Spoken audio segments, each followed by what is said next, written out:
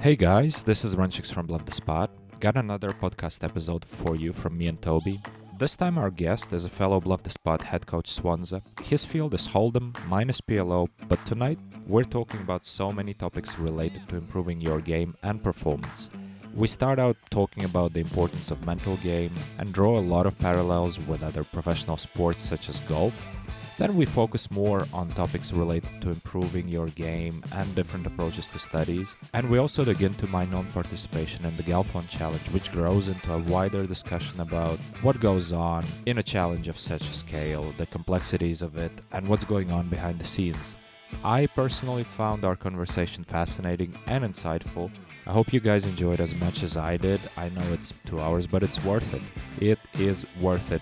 If you're impatient, feel free to skip around, but I'm sure you're gonna find some ideas that could be very useful. So let's go. Hey guys, another episode of our weekly podcast. Tonight, as always, we have Tobi with us, pretty much a co-host by now, and we have Svansa joining us. Thanks for having me. It's great to have you. Good evening or good morning, wherever you are. Yeah. And also hello from Buenos Aires. Buenos dias. It's quite early there. Buenos Oh, dias. not that early. I mean, midday, I would assume. So. It is. No, es dos, señora. Son las dos. Okay. See.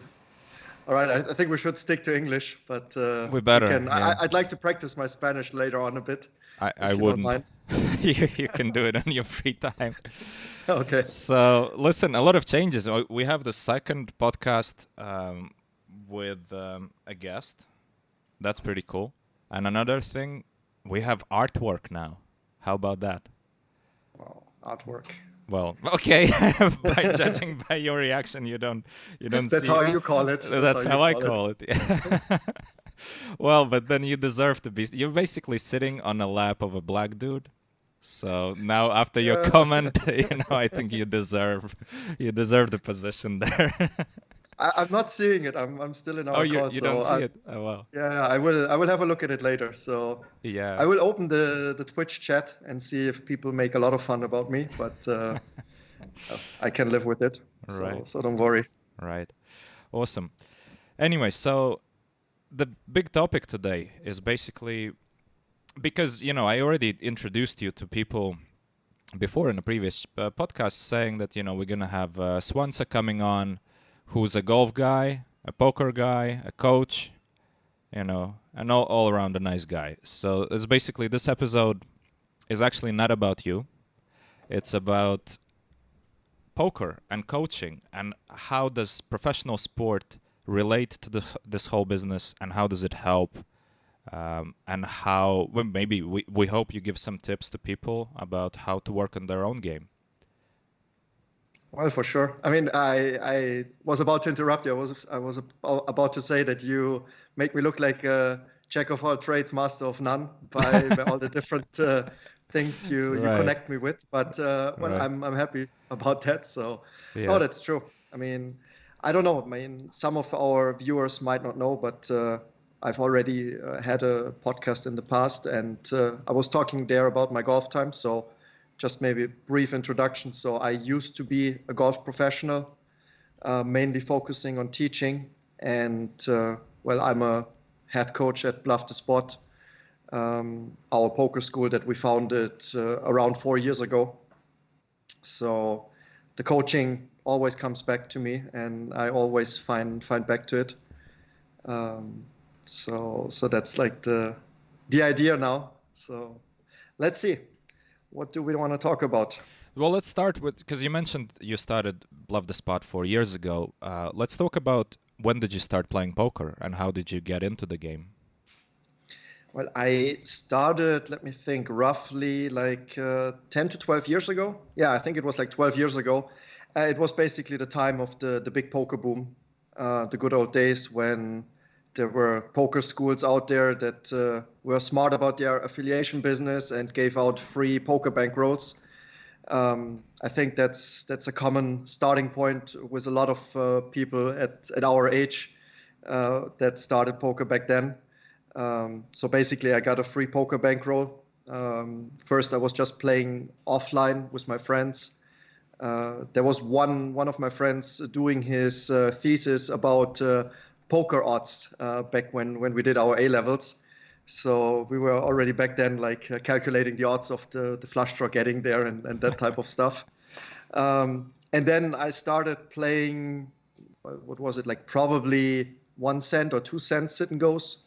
I think that was the starting point back then, and very quickly transitioned to cash games, also playing 1 cent, 2 cent there.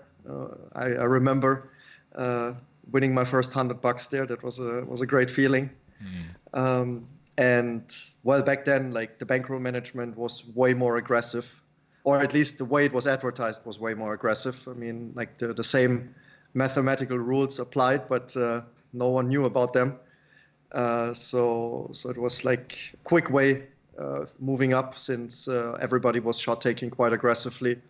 And it was still back in the days where, like at least at lower stakes, most people did not do any theory work on their game. So when you were part of a poker school that shared at least some somewhat solid content, it was quite easy to move through the stakes. So that's what I did then. Well, I remember like I moved up to I don't know, like let's say 2.5 or something like that, and then my parents told me that I'm spending too much time on this game. I cashed out and I took a 1-year break from poker, which was fine. I mean, I was completely focusing on my golf career back then. So I had anyway other things in mind, and I was not considering myself a professional at all. Just a hobby player playing on the side, making some money, which was great, obviously, for a person like around 20 years old. And well, 1 year later, I deposited $20 through my dad's credit card, and he made me promise that this is the only money that I'll ever risk in poker. And well, here I am nowadays. So sitting in Malta and playing professionally for close to 10 years now. Wow, $20, huh? $20, yeah. Yeah. Well, I was very lucky for sure. I mean, well, of course, yeah. But I mean, even before the $20, you already were making some money, right? Or sure, but if you think about like just the variance in poker, like, oh yeah, I mean, $20, like you can just easily lose it playing NL2. I think that's how I started, and then I played a $2 tournament at one day and just won a couple hundred. So yeah, that was quite lucky in hindsight for sure. Right. What would you say is the highlight for you in your poker career so far? That's a tough question.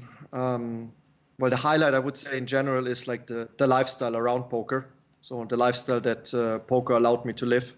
I've been traveling a lot in the last 10 years and like been to many countries. Been to Argentina like Tobi as well. Spent some time in Buenos Aires and was just like able to see a lot of cool places. And the good thing about poker is like if you travel to the right countries, like you can even work from there. So I was fortunate enough to live a couple of months in Costa Rica or Panama. As I said, like now I've been living in Malta for quite some time, and just the freedom of poker in general. I can't really tell you like one specific moment that was so extraordinary. I mean, I had one bigger tournament score like very early in my career. I became fourth place in the Sunday Million, which was great, obviously, and that was back then definitely life-changing money, definitely a huge boost to my bankroll. But I wouldn't call that the highlight of my poker career. It's really like the moments around playing poker, and not the time that I spent at the tables. It's the freedom that it allows and the lifestyle that you can live as a poker professional. Right. So how did you decide to actually start coaching and in fact open a company? Well, I had this background in golf coaching. So when I grew up, like I pretty much spent my whole life, not my whole life, but I started quite late in golf. But then I was really dedicated to it, and I really fell in love with the game. I'm still in love with the game for sure. Well, I had an injury at a quite young age that was, I wouldn't say career ending is a bit exaggerated, but it definitely stopped me from pursuing that path. And well, so I really enjoyed coaching golf back then already. Had a lot of like good memories, or still have good memories, and friends from those old days.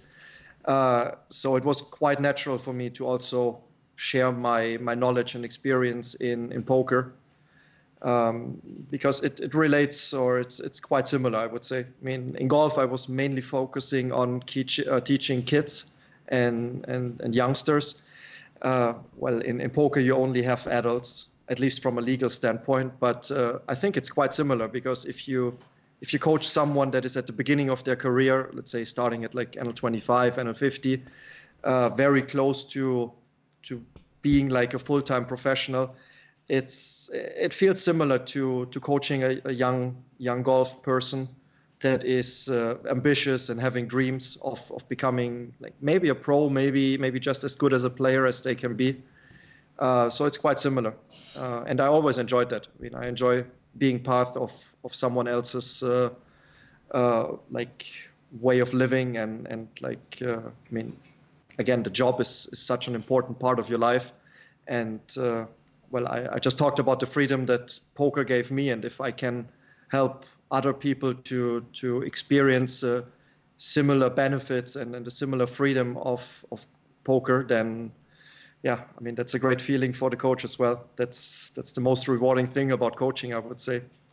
So that's just that's the idea behind it. I mean, helping people in order to feel great about yourself and get those benefits of knowing that you've had like a positive impact on someone else's life. Right. Yeah, I can totally relate to all of these things that you're saying. It's also the reason why I'm coaching as well myself. Same reasons. And in fact, we have a guy in the chat, PLO Raya. I should actually put my glasses on.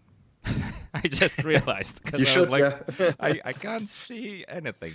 Okay, We're not that young anymore. No, Mr. no. Runchuks. So We should talk about the downsides of poker, right? That's one of them, maybe staring at the screen too much. But anyway, so this guy, I had those he's problems before.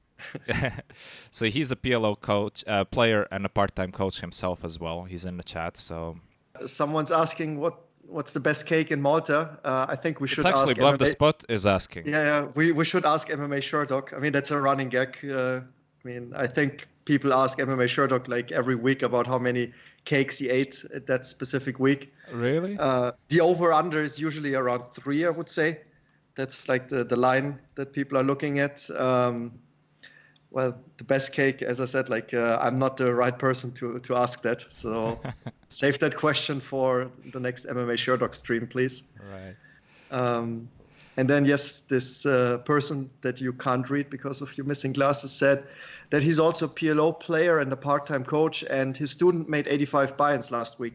So I assume like you must be proud about yourself as well. I mean, of course, you're proud about your student, and you see progress in his or her game, but that is rewarding for yourself.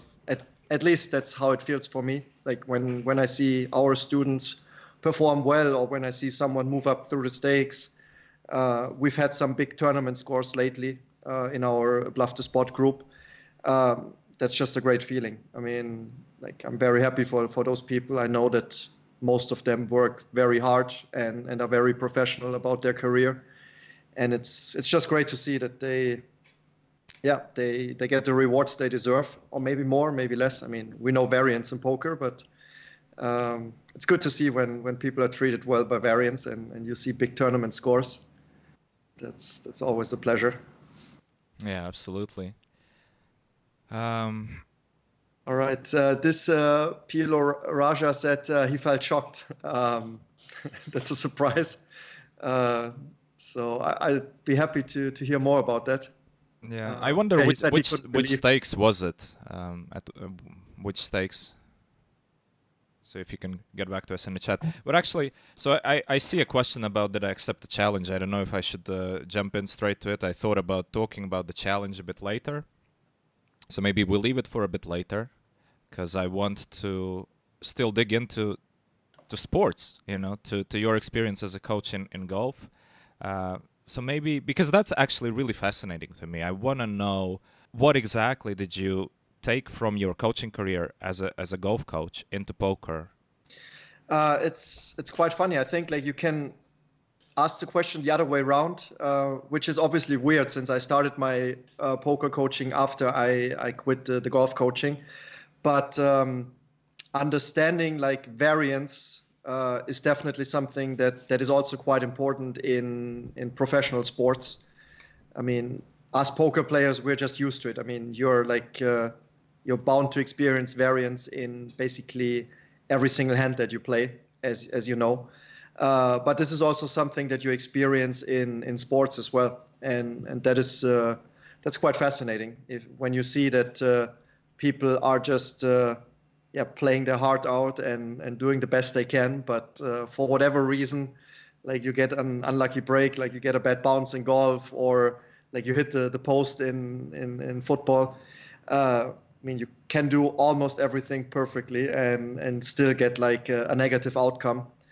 And I would say that the strongest professionals in either discipline handled those things quite well. Like I mean, you suffer obviously when there's a big loss, but like the successful people, they just see the bigger picture. They get back to work the next day.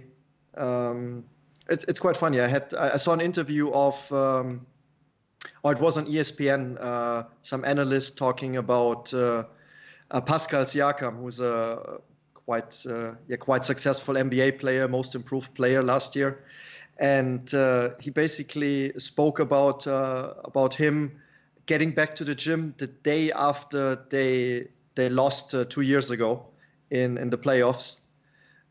So that's the mindset of like a very successful person, in my opinion. Like you just accept what happened, and then you gotta keep working. I mean, that's just important, and that's one thing that you see in poker as well. I mean, a lot of people think way too results orientated, and they just suffer when they occur a big loss, or they think like they're the best of the world when they are on an upswing and have a big score. And the best people, they just realize that you should focus more on the process of your own development and of your own career. Like whether you're upswinging or downswinging shouldn't really have too big of an influence. I mean, we're still human beings. I can't deny that. So it will always influence you a bit, but it should not stop you from working on your game, no matter whether you're up or downswinging. Focus on the process, stick to the goals that you set, and make those goals like in a process orientated way. Don't say, hey, I'm gonna win 10K the next month, because as we all know, I mean, it's very hard to control. And that's not a realistic goal that you should be working towards too. But I mean, that's what we're telling our students, or what I'm telling our students, like set yourself goals that focus on the process that you're in, and make sure that you get better every day, just a tiny bit. But over the long run, this is a huge improvement usually. Right. I think it's a very important point that you mentioned here, especially the fact that, this process-oriented approach is pretty much the only successful way of longevity in any sports or Absolutely. endeavor. And another thing is a routine, I think, highly important as well, because a lot of these people who basically hit the gym the day after the game, win or loss, right? It's because it's part of their routine. It's because it's part of the process. So they just keep doing it and keep doing it. I mentioned this anecdote before. There was a little scene in the movie. I don't know if you've seen the movie Solo, about this guy who went climbing on El Capitan. Yeah, for sure, I saw it. Quite amazing. Yeah, it's an amazing movie in its own right. But for me, the final scene of when he did it, when he achieved his life goal, or at least the life goal for that moment, something that he really strived towards. The very next thing he does, he goes back to his trailer and he starts doing pull-ups. Because just because you achieved something doesn't mean you can now rest on the achievement and that's it. You keep working, because okay, you achieve one goal, there's going to be another goal. It's not like because somebody wins a Sunday Million, then that's it, let's quit and and let's just start drinking heavily or something. I don't know. You see those people in poker You quite see a lot. those people a lot. Yeah. Not only, I mean, in sports you have that as well, for sure, but like in poker, Absolutely, yeah. but I think that's also a matter of like poker being such a variance-filled game. So I think you can just be pushed up in the rankings so quickly without realizing that this is maybe pure variance, maybe it's a combination of solid fundamentals and solid understanding plus variance. But yeah, if people at a young age, like you're not really prepared for that quick success very often. So there's a lot of people that just can't handle it. I mean, I'm sure, the three of us, we've been around for quite some time in poker now. We're like dinosaurs, and we've seen people come and go, and a lot of guys that were also like hyped for some time at least, and then at one point just didn't figure out that they should be doing other stuff and focusing on their development and not just cherishing the good variance that they had. Yeah. And speaking of three of us, actually, now I realize that Tobi's been awfully silent because we asked him to mute his microphone because of the noise. I'm still here. I'm You're back. still So maybe I gotta explain the situation. So my microphone isn't working properly, and it's a little loud, especially the fan. So yeah, but I listened closely, and actually I think it's like your story is super interesting to me. I don't know a lot about golf, but my parents play golf, and my question is, like, how much variance is there in golf? Because from an outside perspective, it seems like there isn't a lot of variance, because Tiger Woods won everything every year, and also there is no, like in football you have the referee, and it just feels like there is more movement, more luck. It's not the same situation over and over again, because everybody, there are just more moving parts. Well, it's an outdoor sport, so that's part of the variance. I can just give you a quick example. Like, I think the best one is the British Open, which is one of the four majors in golf. Like, people are put in, or like the players are put into two different categories, and like you either have like an early starting time on Thursday and then a late one on Friday, or vice versa. And this has been decisive in many occasions already. Basically hitting like the right brackets with like the better weather conditions. For the British Open, it just means wind and rain. And well, you have people definitely, or you see like a difference in the scoring of like a couple of shots based on the better weather or the worse one. That's one part of the variance. Then what you said is only partially true about Tiger Woods. Obviously, there have been times where he's been absolutely dominating everyone, or at least it felt like that. But if you have a look at his record, like he's not winning 50% of his tournaments, and he's not close to winning 50% of his tournaments. So also talking about Tiger Woods, I mean, when he basically had his like most successful years of his career, it's not really comparable to today's golf. Like today's golf consists of a lot of young players that have been practicing the right way for quite some time and hitting the gym basically on a daily basis. So back then there was maybe like a handful of guys that were like at a similar level of Tiger Woods. So like his mental edge plus like also being the most talented and most the hardest working person gave him this huge edge, or at least this perceived huge edge in the field. Nowadays, like people, I mean, they still obviously, how should I say it? Like they put him on a different level than other players, and some guys will still definitely struggle when they're playing with Tiger Woods, especially since the spectators absolutely go crazy when he's playing. But I wouldn't say he lost the respect, but like people lost the fear of him. Like there's so many young guys that now know that they can beat him, and well, his win record since he's had his return is not as good as it used to be. So it's not like that he's dominating everyone and just having like a huge success. I mean, he's very successful. Obviously, last year was amazing, and there's a chance that he will get back to world number one for sure. But like the days of like Tiger dominating like world golf are over, I would say. I mean, he's still like the person that makes the most money in golf and all that stuff, obviously. But when it comes to just playing the game, there's a lot of guys at his level. And well, in the last Ryder Cup, for example, which is the continental game between Europe and the USA, John Rahm just beat him.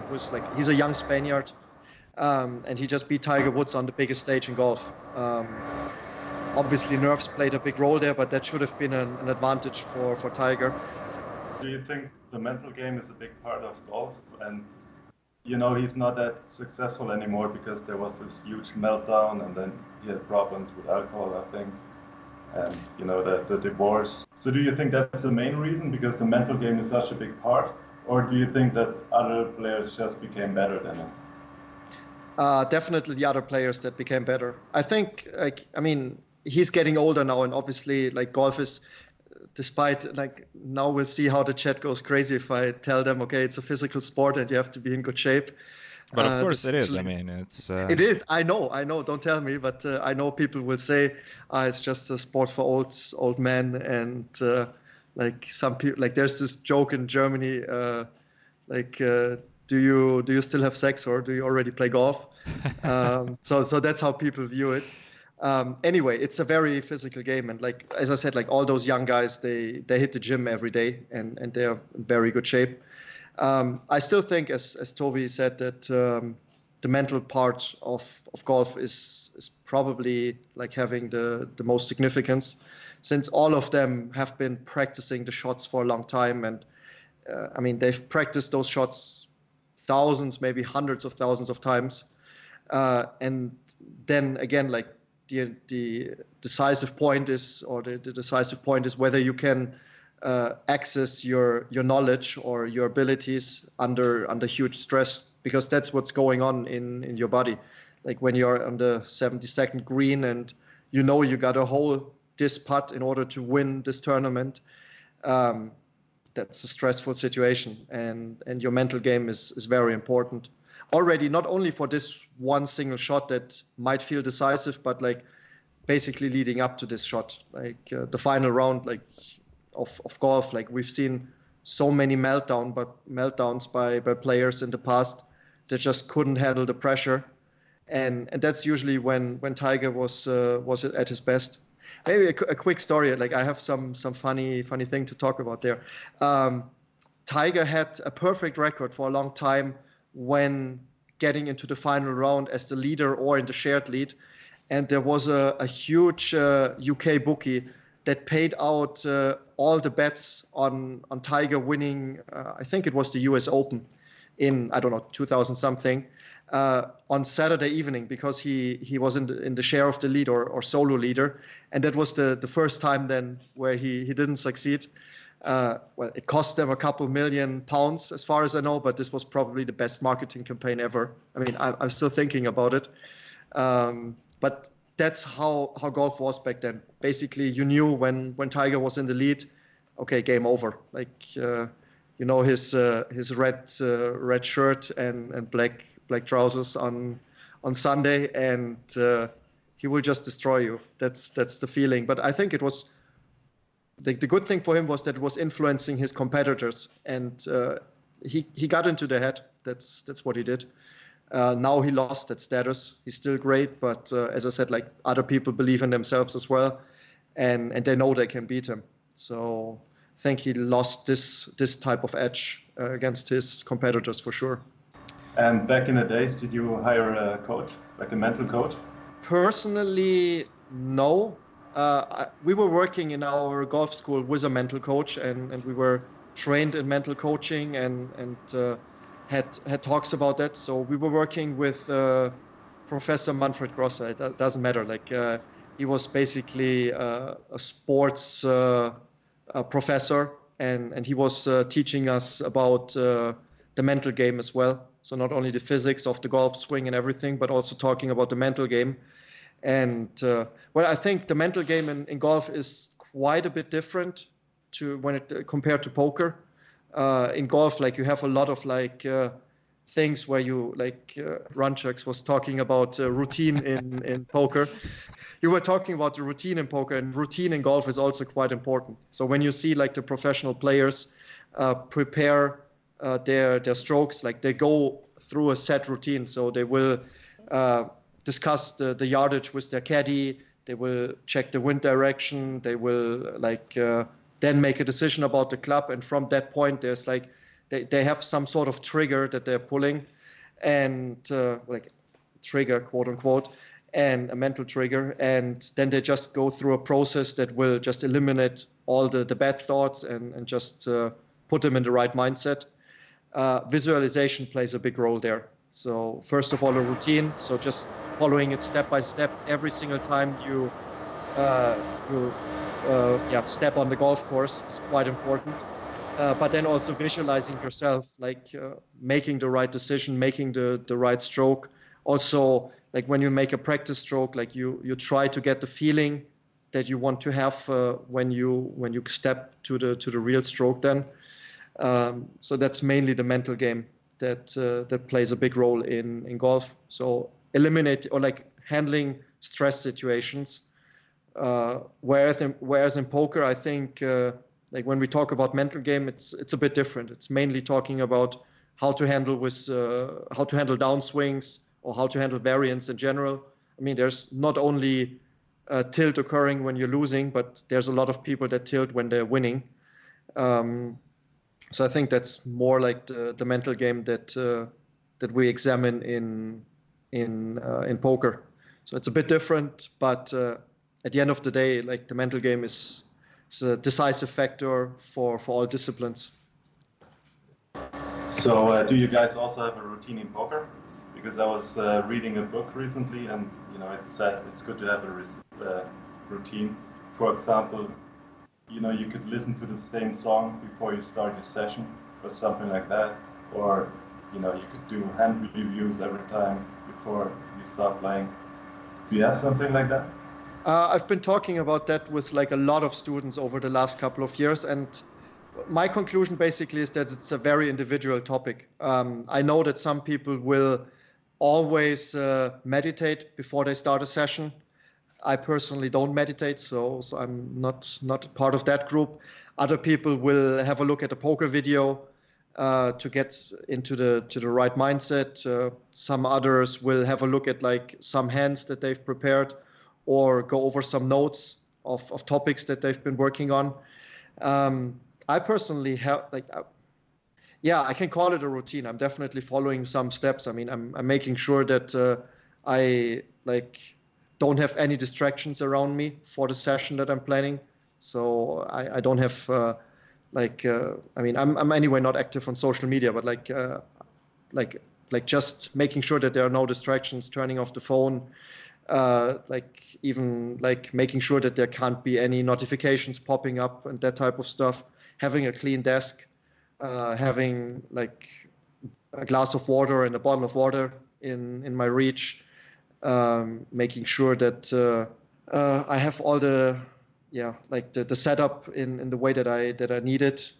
If I plan on playing a long session, or talking about tournament guys, having some snacks available, that's quite important.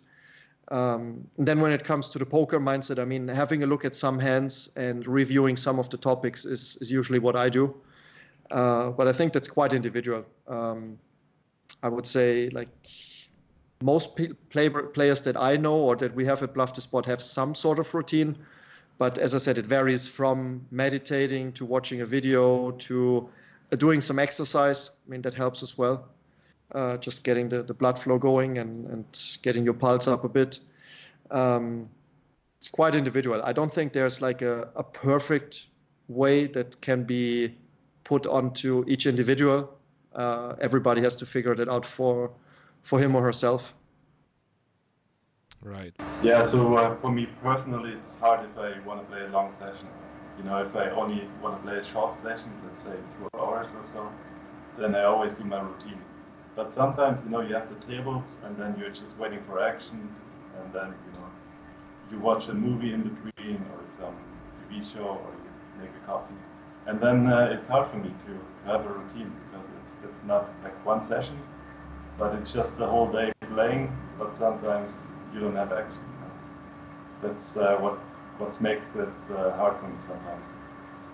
What about you, Variance? Well, actually, thanks a lot, Tobi, for leaking it twice. Thank you, guys. Appreciate it. But anyway, so yeah, from my side, shall we share your social security number as well? Easily, yeah. Okay. I might as well just post it in the chat now. Yeah, my address as well, just in case.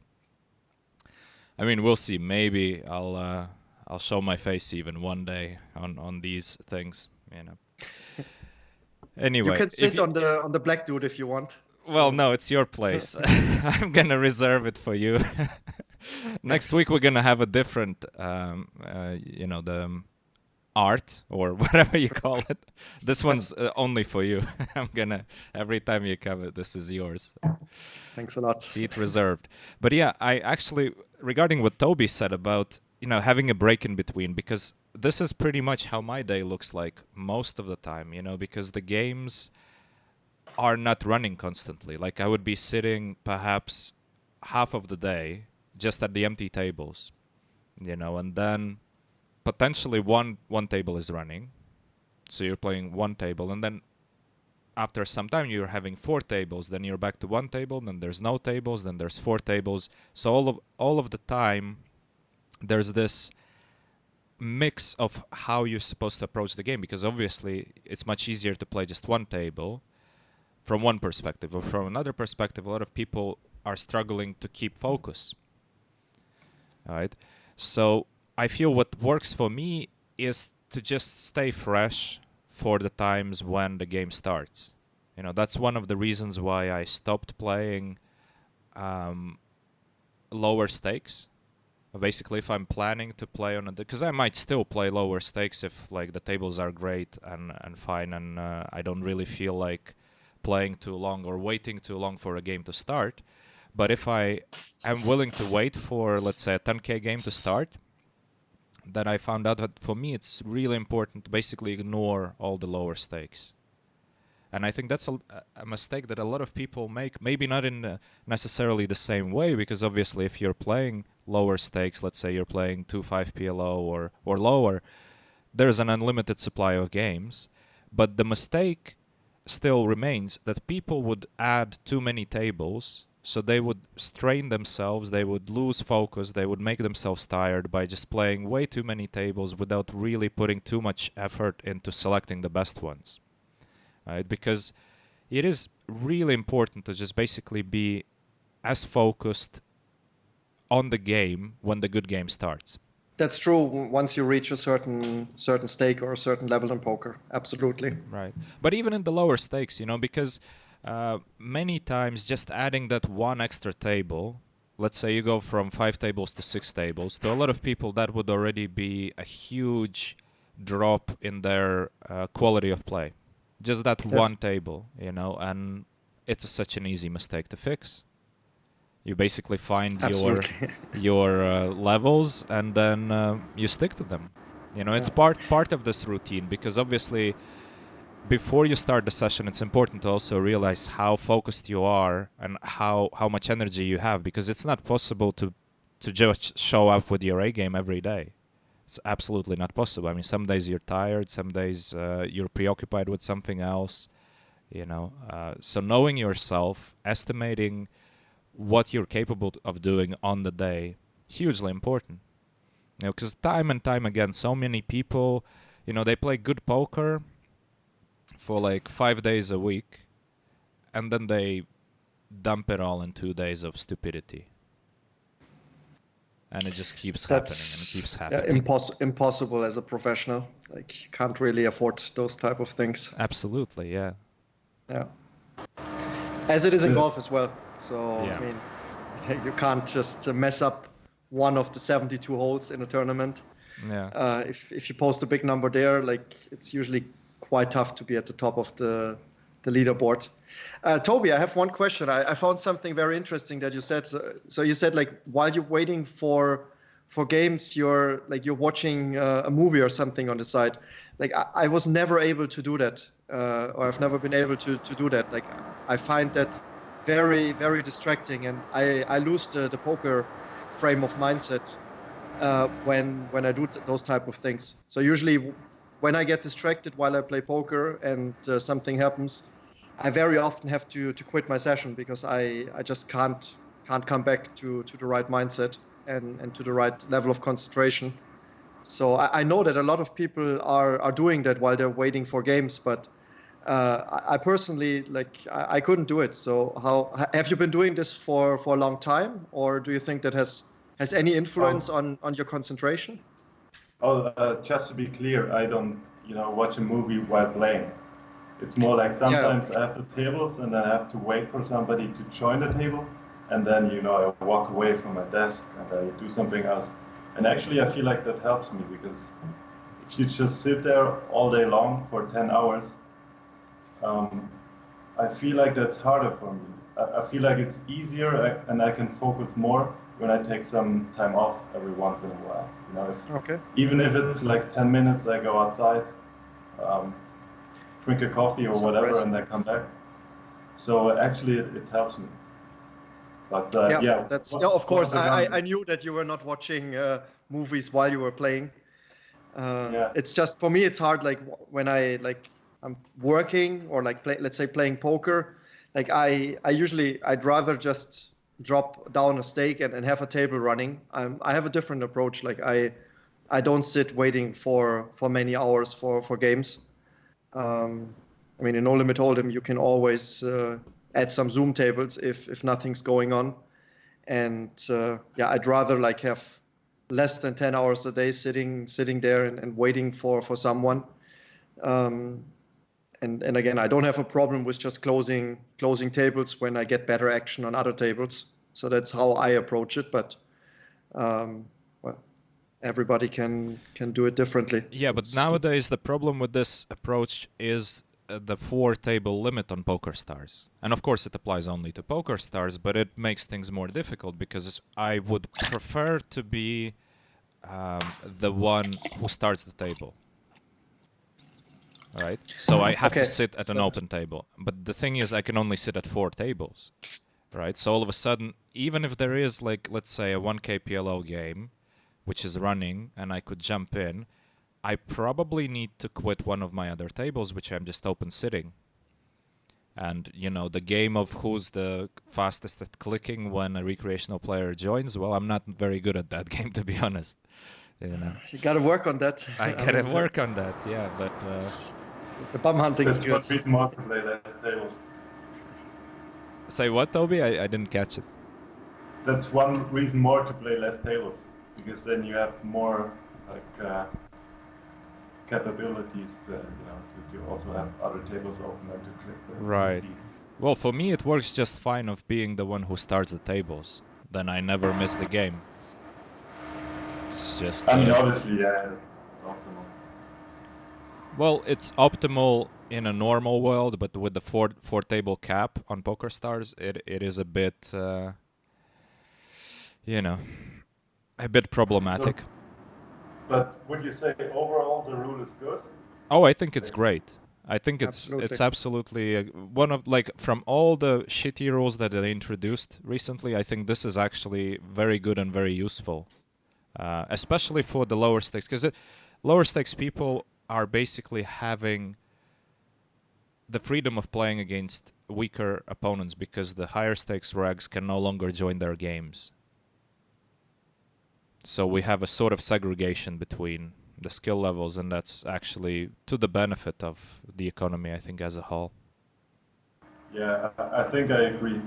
And maybe it's hard for you because, you're at the top. But I think, if you see it from an outside perspective, then it makes sense. Yeah. Well, it's not really hard for me. I really enjoy this change. I really like it. I know some of my fellow high stakes guys, they hate it. To me personally, I think it's great. Anyway, how about we catch up with some chat action here, because we've been ignoring it for a long time. I've been reading it throughout, but it just didn't feel right to interrupt our conversation because it was leading into a very interesting subject. What is your take on shot taking and rag battling against opponents that might be a bit better than you are, or at least equal? Would you put yourself out there knowing that you are probably not making any money but get experience? What's your take on that, Svansa? Or Sasha? That's fine. I don't care. Right back at, yeah, I know you don't care. Right back. Social security number. Yes. It's coming. No, my take on rag battling. I've never been doing that. I've never done that. I personally, I know people that have been quite actively rag battling over the years, and they would say that part of why they are as good as they are right now is because they just learned a lot from playing versus better competition. There's no denying that there's a learning process in that way, but I just think it's a very expensive lesson when you think about it, since there's so many other types of content or ways of consuming content out there nowadays. And you don't need to, let's say it like that. I mean, you don't need to learn from your own mistakes. You can also learn from someone else's mistake.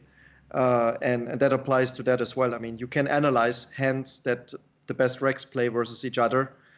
At least some of them, like you might get access to, and you see on 2+2 like threads where people share those hand histories. So you don't need to experience it yourself in order to learn from it. However, as I said, like I know there's a lot of very successful people out there that have been doing this for a long time and attribute part of their success to it.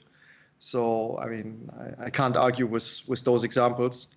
As I said, personally, I've never been a fan of doing that, or I would not recommend it to anyone. But if someone is highly competitive and maybe also sees poker not only a way of making money, but also of like just proving him or herself and like more like looking for the challenge in it, obviously then it's the way to go. If your aim is to be the best in the world, like if you're an up-and-coming player and your main focus is on becoming or being considered the best in the world, like you gotta play versus other guys that are currently considered the best. So then it's fine. If your goal is to increase your dollar EV, then this time is probably better spent at like looking for weaker competition actually rather than looking for tough competition. Absolutely. And also one important aspect here is that it's not enough to just play, right? Just playing doesn't mean you're actually learning in the process. Of course, people who are the ones who successfully gain something from these battles, they actually have a very good approach on how they study away from the tables, from the experiences that they gained, right? So their actual improvement process happens away from the tables, not so much from playing. I mean, you can play a million hands without really putting in the work behind the scenes, and you're not going to really improve that much. The improvement rate is way slower compared to if you actually put in productive, focused work away from the tables. So if that's the case, then exactly as you said, there are so many cheaper ways to learn. Because if still learning happens away from the tables for the most part, then why would you have to gain those hand histories to study from actually playing those, right? Yeah, absolutely. I agree. I feel like Tobi had a question. Yeah, because we hear you, Tobi, from here. Your Argentinian wind or whatever that thing is. Yeah, I wanted to say that, in my opinion, no matter how good the player, like Pyro solve is always better. And so I don't really get it. Maybe that's like an old school approach, but I think nowadays you can just play against Pyro Solver, and Pyro Solver is better than every player out there. So you don't have to lose money. I don't really get it. it only makes sense if you want to, challenge yourself, if you want to compete, but not think about money at all. Yeah, I agree. Right. It's depends on the goal that you set. If you want to prove that you're the best player in the world, then you have to prove it at the tables, and then there's no way around battling the best players. But if your goal is to increase your EV in terms of dollars, I think we all agree that there's better ways to achieve that, especially in today's age where, like as Tobi said, there's solvers, there's so much content out there, and you can, again, as you said, Mr. Runchuks, use hands that someone else played and not only use your own ones. So Absolutely. definitely. Yeah. Well, shall we maybe address the Galfond challenge, since we're talking about battling and challenges and whatever, and we had a question in the chat about whether I accepted the challenge. I did not accept the challenge. I announced it on my 2+2 thread. It's been a tough decision.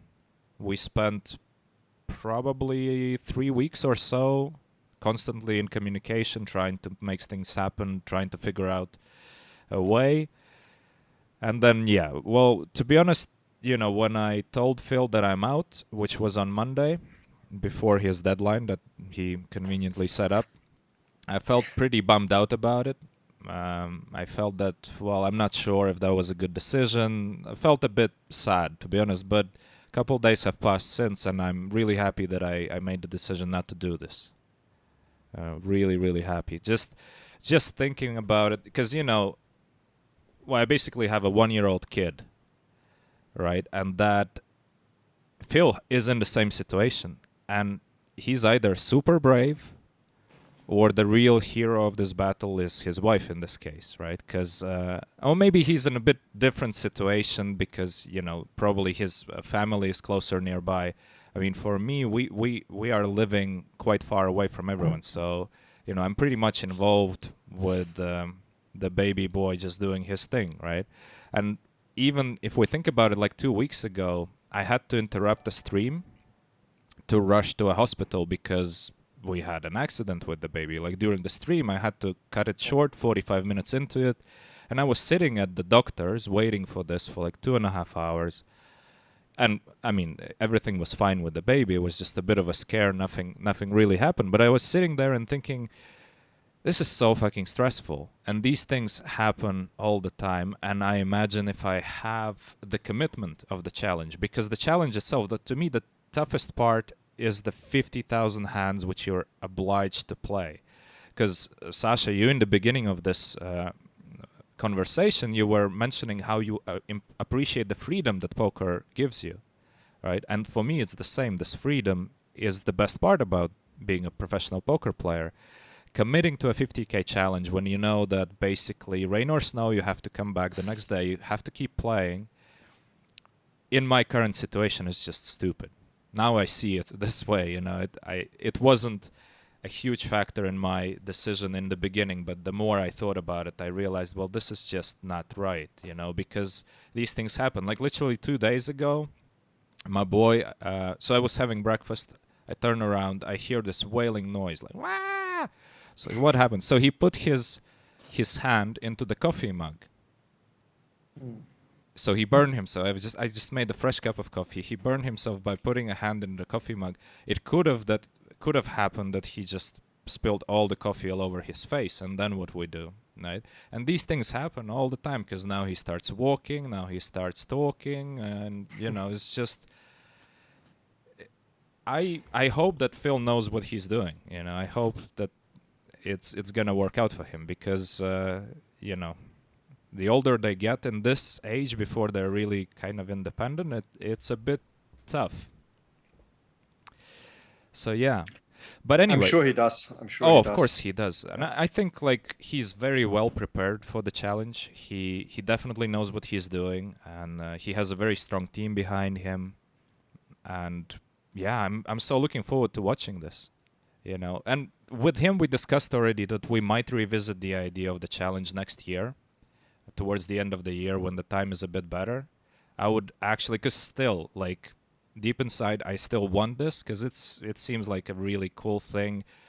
and I would view it as a personal challenge for myself, something that I can use to grow my own game, right? Because heads up Hold'em is not heads up PLO is not my main game, and I would be very interested to up it to a level where I basically reach the highest levels here. So yeah, that would be very interesting, but we'll see, maybe next year.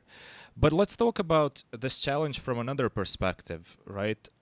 From the perspective of what comes into the preparation for a thing like this. And I think you, Sasha, should have some parallels with golf here as well, because it's basically, the way I see it, it is a kind of a marathon thing where, these 50,000 hands, they would basically commit you to, well, at least 2 months of playtime, and then probably a month of preparation, because the date that was discussed with Phil throughout was mid to end of January. So there would be a month of preparation, and you would be stupid not to do a very intensive preparation work. So basically you put everything else aside for that month, then you fully focus on the challenge itself, and you play, then you analyze your hands, then you play again, and that's your life for those next 2 months. And I'm pretty sure with the schedule like this, you're bound to need at least a couple weeks off after the challenge, because you won't be able to very just, likely, yes. Very likely, yes. So to me, it seems really impressive that Phil is signing up to basically do 5 of them. Okay, 2 of them are going to be the shorter challenges against recreational players, but still, it's a huge commitment, and yeah. Well, I think if you aim for one challenge, then it's a good idea to aim for more, because as you said, like there's gonna be a team involved into it, and well, you have to prepare like everything in the background once, and once you have this set up, like you can use it for the multiple challenges that are out there. As we said, like, I mean, I think we can easily relate this to professional sports as well. I mean, golf is a sport where like you have this one single person that is in the main focus of media and fans and everyone. But around that one person, there's usually a huge team that plays a big role in the success story. I mean, and not only the people that you can directly see, so not only the caddy when it comes to golf, like, and not only the coach, not only the mental game coach, not only the swing coach, etc. But like nowadays, I mean, like they are a business, so they have like media guys around them at all times. They have nutritionists, physical experts. There's like a truck at every golf event that has a lot of physiotherapists that are basically traveling with the tour and offering their services to players. So there's like a huge thing going on around just like normal events. And I assume like this Galfond PLO challenge or Run It Once PLO challenge, at least from his side, it's going to be the same, or from every competitor basically. Oh, it should be from every competitor, yeah.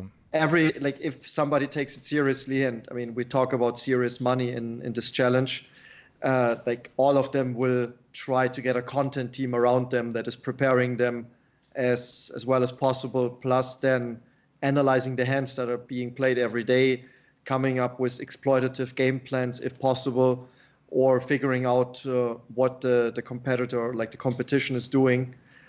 Plus, I assume like they will have at least, I mean, either you have a great wife or a great partner, or you hire a chef for that period of time. So you can't really be bothered with like those everyday obstacles, I would say. So I can't see any of those guys preparing their own meals during that period. Everybody will have a mental game coach for sure. I think that such a challenge is mentally draining and as hard as it can be in poker, probably, because as you said, like, I mean, 50K hands, that's quite a lot of sample, and it will be very intense from the competitive standpoint, where it's just like, it's basically him and yourself, and it's a competitor, like it's your enemy at that stage, and you got to find a way to gain an edge there, and that's what it's all about. So mean, it's mainly against yourself, such a challenge. Part of it is obviously again playing against your opponent, but like you're your own enemy in that challenge, and in the preparation you need to make sure that you eradicate as many things that can go wrong as possible. And yeah, you need a big team. I think this challenge is extremely hard to prepare for. I mean, financially it's quite tough when you think about like the bankroll requirements for players in that challenge. And furthermore, I mean, there will be so much spotlight from the poker media on that challenge. And I mean, online poker play. I mean, Phil is probably an advantage there because like he's used to being out there and being a public figure.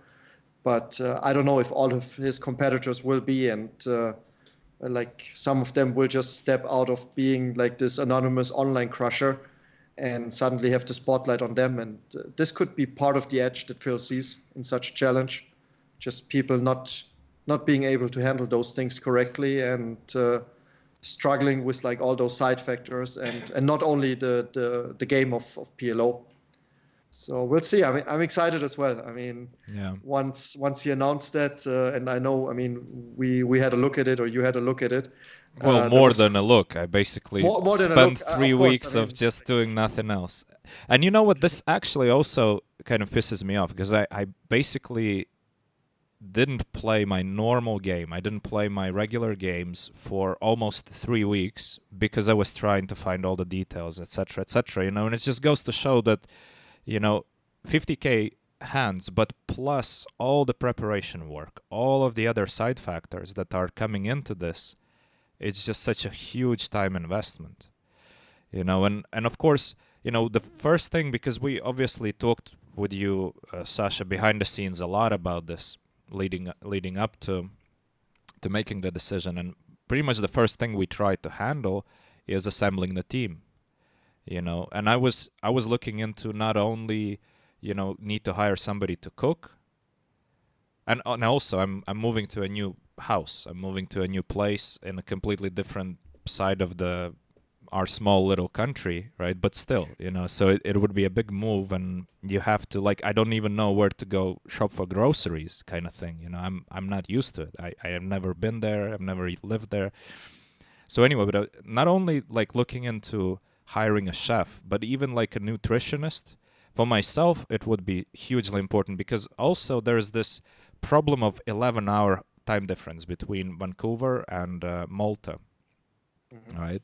And these 11 hours, I mean, I would basically have to change all of my routine, which I worked for so many years, because my routine developed into a point where I kind of achieve my peak performance in the morning or the first half of the day, and then I would only play in the evening if I somehow still feel okay and the games are great. But usually I wouldn't even go into the lobby in the evening because I am just not able to focus. I am tired. It's been already a busy day, you know. And again, like the kid just is gonna wake up at like 6:30 and there's nothing you can do about it. You can't just sleep in, right?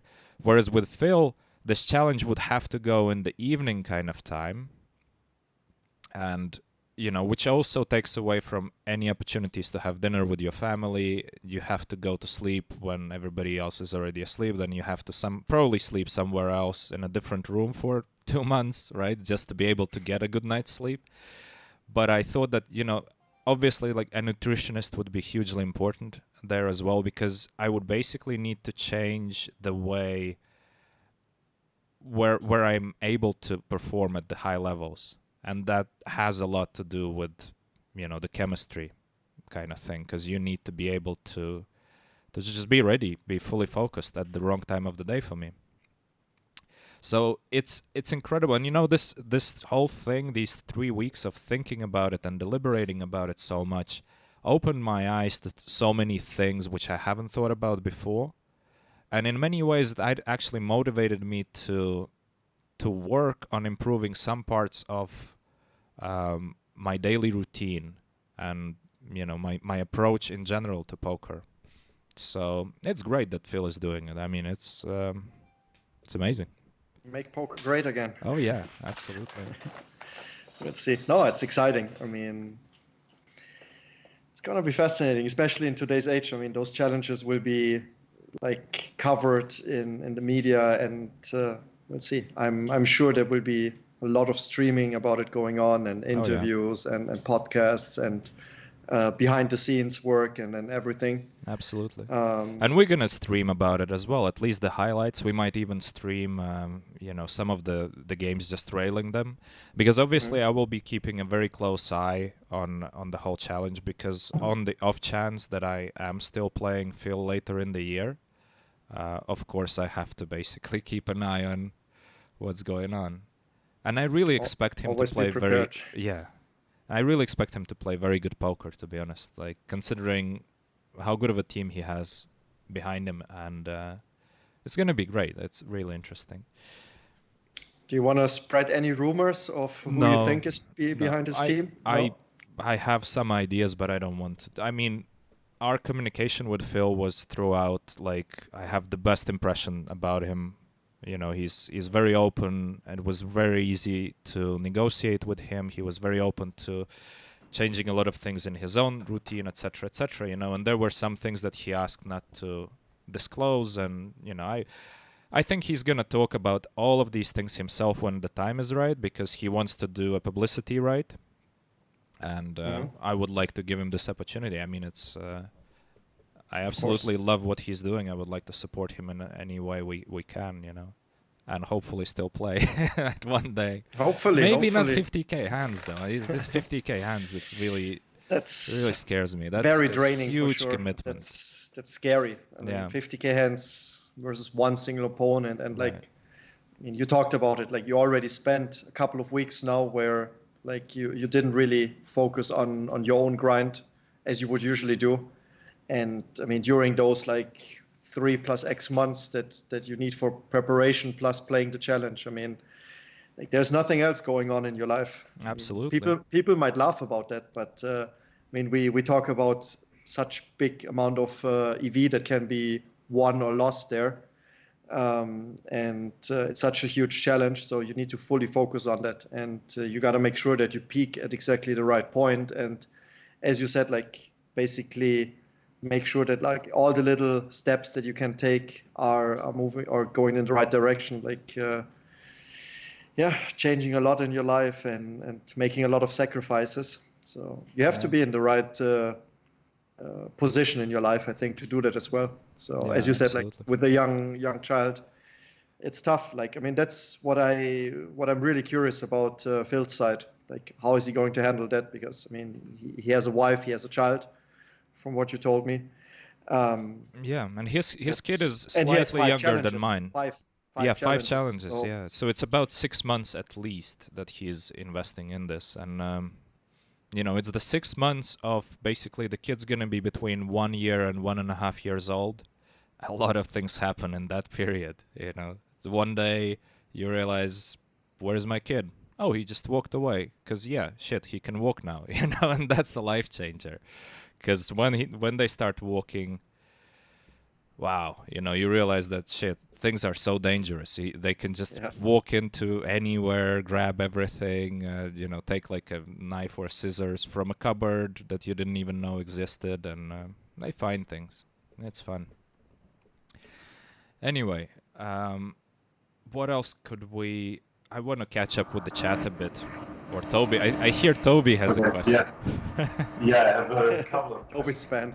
Yeah. So I'm sure you did all the math, and I think everybody agrees that Phil is the favorite here in the game against Jay Hernandez.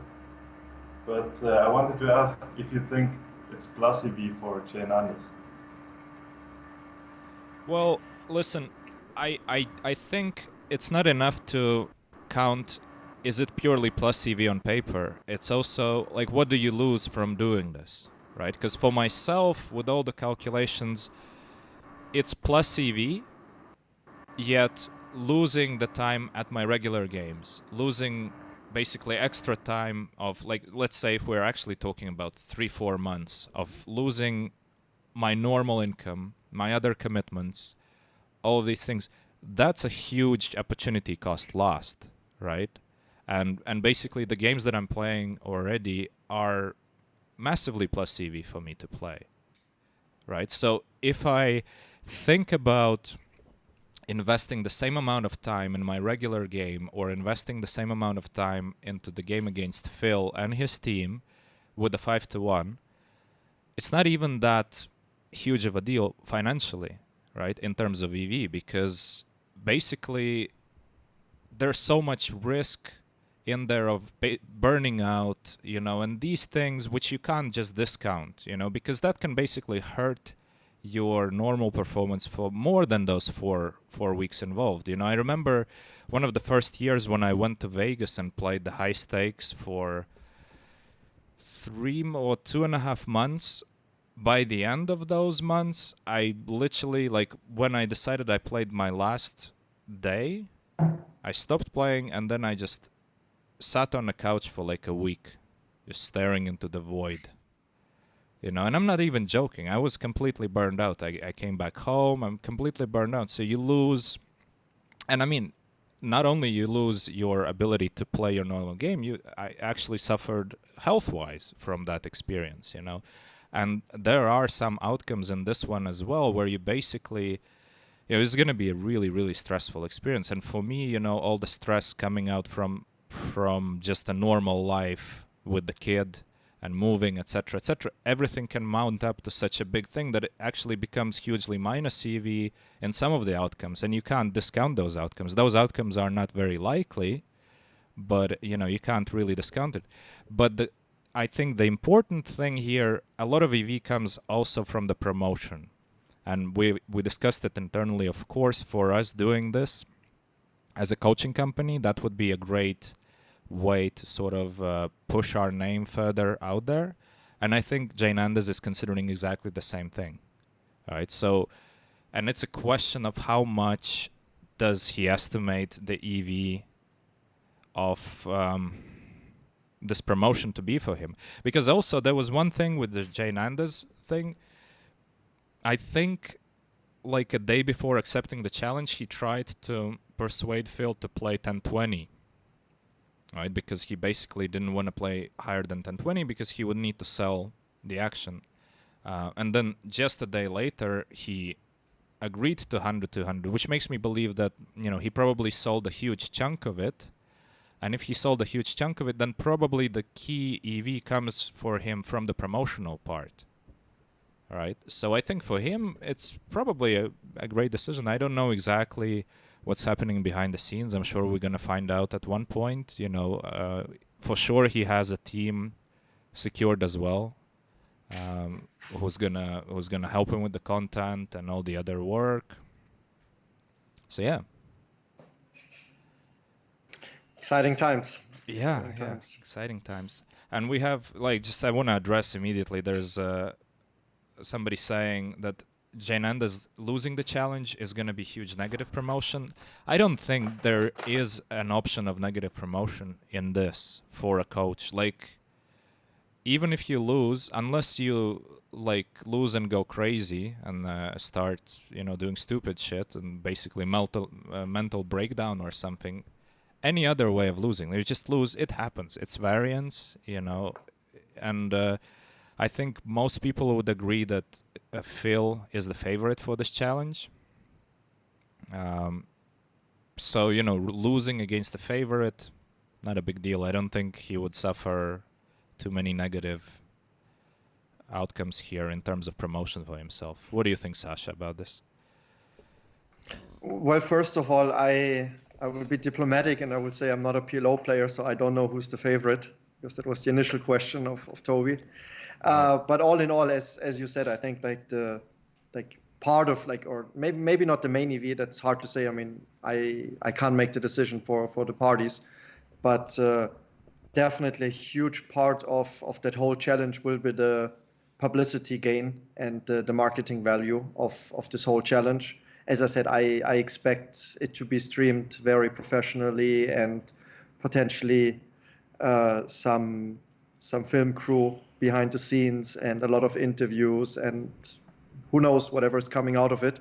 But it's going to be huge for sure, because I mean the value of those those type of things is just huge nowadays. As I said, like I assume like both parties will have those things in mind for sure, and they will have done the math themselves and realize, okay, even losing X amount of EV in that challenge might still be plus EV overall when you consider this side factor.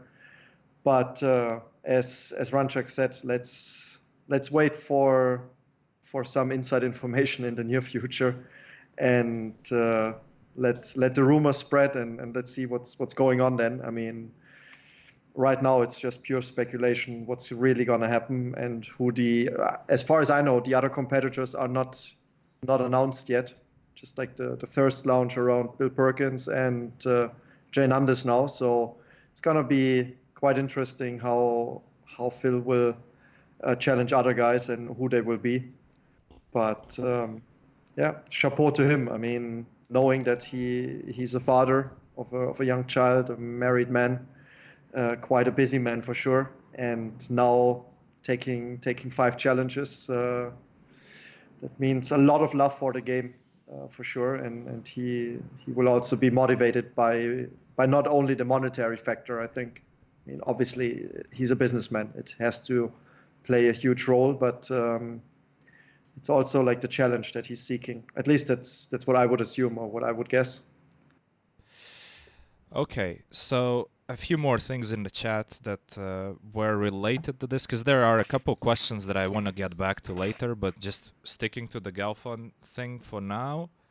So yeah, the other, as Sasha said, the other competitors are not confirmed yet. We might have some idea, but Phil is going to confirm it and announce it when it's time, which is pretty much soon. And that's a great question. Who would you like to see battling Phil? Runchuks. Right. Well, I know you want to see battling Phil. Yeah. And by the way, that was a funny comment above. Dude, get a nanny. Related to all the kids' stories that I was telling. I mean, the thing is, nanny or no nanny, he's still gonna do stupid shit. He's gonna burn himself, hurt himself, etc., etc. Do I want to just say, well, whatever, I'm gonna see my kid in 3-4 months. I don't want to see any part of it right now, right? It's not really reasonable. I mean, poker allows me to basically be present while he's growing up, the most beautiful period of his life, probably, because then life just gets bad as you grow up. That's a lesson from this podcast. The first year of your life is the most beautiful. Don't believe what Runchuks is saying. You've already had some whiskey, right? No, I didn't have any whiskey, but you know, once you get a kid, you realize that the life before the kid is so nice, and then it's just there's before and after, and it's have very you nice. Told your wife? Yeah, of course, but no, it's very different. It's definitely very different. But anyway, you'll get there. Not while sitting on the lap of the black dude as we see you in this picture here. Not the right way, I assume. No, but I don't even know who I'd want to see him battle besides myself, which I still kind of would like to do. But because I know that he's not going to... There are a few people that I want to play him, or that's not the right way to say, but that I would like to see the battle. Him to battle. Oh, Jesus. Did I say I'm on medication? I'm actually a bit sick today, so I took a lot of paracetamol or whatever, like 3 or 4 of them before the stream. So there are a few people, but I know that Phil is not going to play them because he's smart. So simple as that. Simple as that, yeah. And which he has every right, because he didn't announce the whole challenge to the whole world. His open challenge was to the coaching community only. And, you know, and we discussed this with him. He really knew what he's doing, because basically there are not many coaches who are actually actively playing the highest stakes online at the moment, right? So the field was super limited, and so he knew what he's doing. Of course. All right. Surprise, surprise. Yeah. All right. You know what? There was a question about. So we're done with the Galfond thing. Let's move on. Let's move on to the other topics. Stick back to the coaching and improving your game. So there's a question from Marshmallow. What do you think about two different approaches? Example, approach number 1, OTB and the like seem to run the most complicated sims and try to play as complicated as possible. Linus and so on seems to simplify and try to play the more defensive approach. What do you think are the arguments for both, and what would you recommend? Well, first of all, I'm not sure if I really agree with that assignment of the strategies that Marshmallow was referring to. But when let's talk about it from a theoretical standpoint, and let's not call it OTB and Linus. It's an individual thing again. I mean, I think in today's age, too many people are just purely focusing on GTO strategies, and like GTO is everything, and GTO is the Bible, and PioSolver is what you need to do all day long. People still forget that we're playing a game versus hopefully human beings, or at least most of the time against human beings. So like there's other factors that can gain EV or lose EV. And then you also have to remember that as a human being, like at least I can only speak for myself now, but like our abilities are limited to a certain degree. And like there's no way in just copying what you see in solvers. So I think that all the world-class players nowadays are simplifying to a certain degree. And even like, I mean, I think Marshmallow said that OTB is just making it as complicated as possible. I would disagree. I mean, it's as complicated as OTB can handle it, and as complicated as like in a way that it still allows him to perform at a very high level, but he's not overcomplicating in a way where he suddenly doesn't understand anymore what he's doing. It might look like that sometimes, but I can assure you that he's well aware of what's going on and what he's doing. He's just maybe a tiny bit smarter than most of us. So I'm really not sure. I mean, I think from a coaching perspective, like coming back to that now, like you need to simplify in a certain way. So as a coach, like you can't just make it as complicated as possible to a student and just say, okay, we got to look at like this 0.001 whatever EV gain in such a spot, because that's not a strategy that anyone can remember basically or memorize. So what you got to do is simplify your own game in a way that you can access that information in game in real time by using your brain cells, and just because of that, it can't be too complicated. I mean, it doesn't mean that it's overly simplified, but you have to access your own information in a way that like you can do that within like the constraints of like short time banks and possibly like multiple decisions at the same time, or at least having the pressure of making multiple decisions in a short time frame. So even though it might look very complicated for some of the high stakes crushers, they figured out a way for themselves of how to access that information and make it as simple, like not as simple as possible, but simple enough for them to just play world-class poker. So yeah, chapeau to them. I mean, there's a reason why like those names are always mentioned as the top players, and they are just a tiny bit, or maybe even way like more than a tiny bit better than other people at doing those things, and just extremely hard workers. I know that there like a lot of Linus stories have already been shared in other podcasts, and there's those stories of him skipping a party in order to go to the basement and study PioSolver. So it's just a lot of hard work. I mean, there is no magic to it. It's hard work. Being extremely smart obviously helps. There's no denying that, so I don't want to take anything away. But like hard work is a compliment. Like those guys have just been working extremely hard and are outworking their competition. And coming back to sports, I mean, Cristiano Ronaldo is considered at least among the top players still at his age now. And when you see a lot of his former coaches talk about him, they will always talk very positively about his work ethic. Like he's supposed to be one of the first ones to show up for practice sessions, and the last one to quit practice, and always practicing amongst the last guys on the pitch. And I would assume this is true for all like the world-class performers in many disciplines.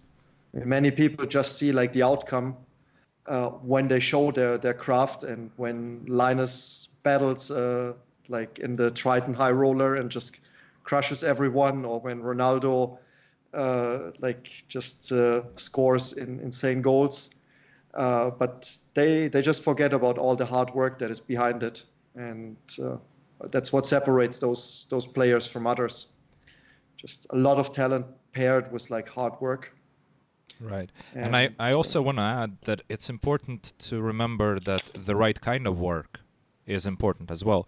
I mean, with Ronaldo, you know, for example, if he's doing the physical training post-session, physical training is easier to see whether he's doing it right or wrong, because the feedback is immediate. You basically can scientifically say, well, you know what you're doing is actually hurting your body, it's not really good, etc., etc. When we talk, because you mentioned that, you know, Linus would go to his basement and do PLO work.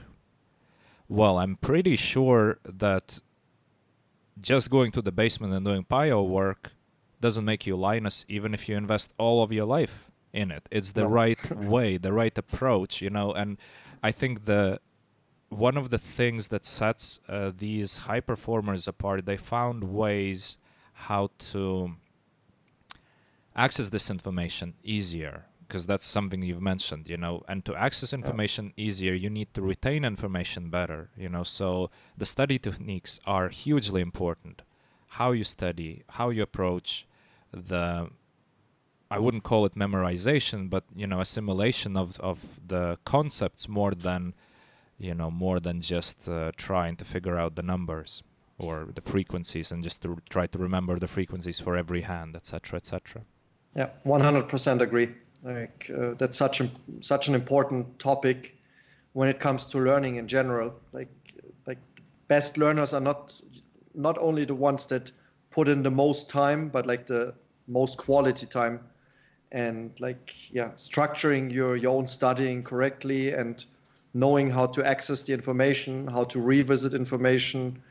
That's just super important. I mean, there's a reason why this is such a big business in this world, and such an important topic.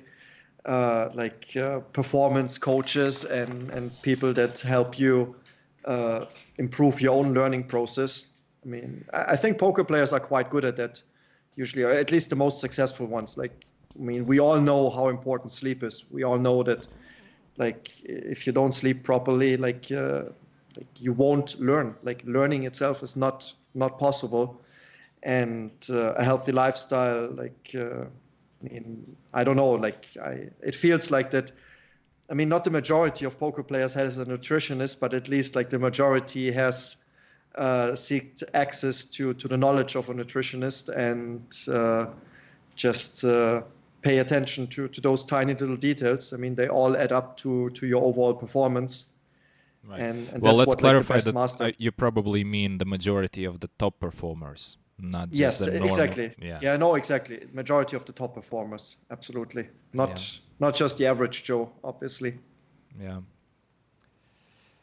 All right. Well, I'm really happy with this discussion. I think it was a cool question to address, and it's an important topic. You know, and it comes back once in a while. Every other week we talk about these things, and I think it's very important. Another question that I'd like to address is from AdTrib. Are you guys confident enough in your regular games that when you are losing, that you are just running bad and not playing bad. I mean, it's easy to say I'm running bad when you are in setup over setup all day long, but what about other spots? And not so clear to say, etc., etc. Well, first of all, I'm going to post right now a link to an article that I wrote some time ago, a couple months ago. It's on 2+2. Read it. It's the first article on that page. It is about variance, and it gives you a bit of information on the topic that you're discussing here. And when you're asking about whether you're confident enough in your regular games, I mean, I talk about estimating your win rate in that article, so do check it out. You know, it's an important, very important subject, and I'm planning to actually make a YouTube video on the subject as well, because this question keeps coming up, you know, and it's really important to understand just how much variance there is in poker, you know, and don't get misled by variance in considering that you are a crusher, you know. There are other ways of actually estimating your win rate. You know, if you work a lot with solvers, you can use that knowledge to try to estimate whether you're making the correct decisions or not, right? But so much more goes into this that, you know, that... Absolutely. I'm sorry to interrupt you, but like I think one thing that I want to share in this aspect is that, I mean, as we talked about earlier in this call, focus more on the process and not on the results. I mean, that's how you should measure your own success or your own performance. There's a lot of players out there that don't even check their results anymore. They just play and they focus on the process and on the quality of their game, and the short-term results don't really affect them. I mean, again, as I said, like we're not robots, and as a human being, you still have feelings. And when you are like losing 5 flips in a row in 2 minutes, this will usually have some influence on you. And the other way around as well, obviously, as I said, there's also winner's tilt.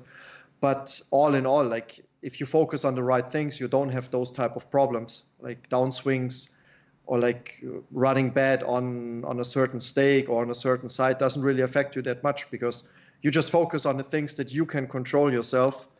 And at the end of the day, there's nothing more you can do. I mean, luck doesn't have a memory.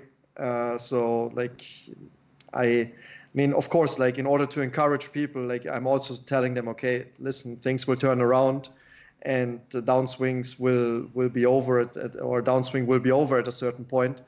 But again, like at the end of the day, this is not where your focus should be on. Like focus on the things that you can control yourself.